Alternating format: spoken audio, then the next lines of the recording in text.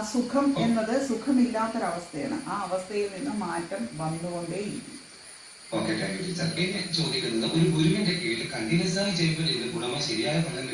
തീർച്ചയായും പതഞ്ജലി മഹർഷി എന്ന് പറയുന്നത് യോഗയിൽ പറയണത് അനന്തന്റെ അവതാരമായിട്ട് വന്നതാണ്. അതായത് അതിന്റെ കഥ പറയണത് എന്താന്ന് ചോദിച്ചു കഴിഞ്ഞാല്, ഒരു ദിവസം മഹാവിഷ്ണുവിന്റെ ഭാരം താങ്ങാൻ വയ്യാണ്ടേ വന്നു അനന്തന്, ഭയങ്കര ഭാരം. അപ്പം അനന്തൻ വിചാരിച്ചു അനന്തൻ തട്ടിപ്പോകുന്നു വിചാരിച്ചു, അത്ര വെയിറ്റ് ആയിപ്പോയി.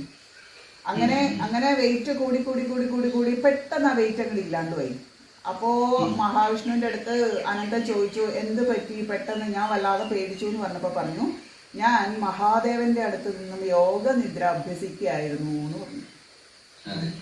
അപ്പൊ അതെന്താണ്, അതെന്തിനുള്ളതാണ് എന്ന് അനന്തൻ ചോദിച്ചു. അപ്പൊ അതിന്റെ ഗുണഗണങ്ങൾ പറഞ്ഞു കൊടുക്കുകയും അത് ആൾക്കാരിലേക്ക്, സാധാരണ ജനങ്ങളിലേക്ക് എത്തിക്കാനായിട്ട് മഹർഷി പതഞ്ജലി ആയിട്ട് കയ്യിലേക്ക് അഞ്ജലിയിലേക്ക് പതിച്ചത് കൊണ്ടാണ് പതഞ്ജലി എന്ന് പേര് വന്നത് എന്ന് പറയുന്നു. ഒരു സ്ത്രീയുടെ പേരുണ്ട്, അവര് കുളിച്ചുകൊണ്ട് നിന്നപ്പോൾ അവരുടെ കയ്യിലേക്ക് പാമ്പിന്റെ രൂപത്തിൽ വന്ന് കയറിയതാണ് പതഞ്ജലി മഹർഷി എന്നൊക്കെ പറയപ്പെടുന്നു.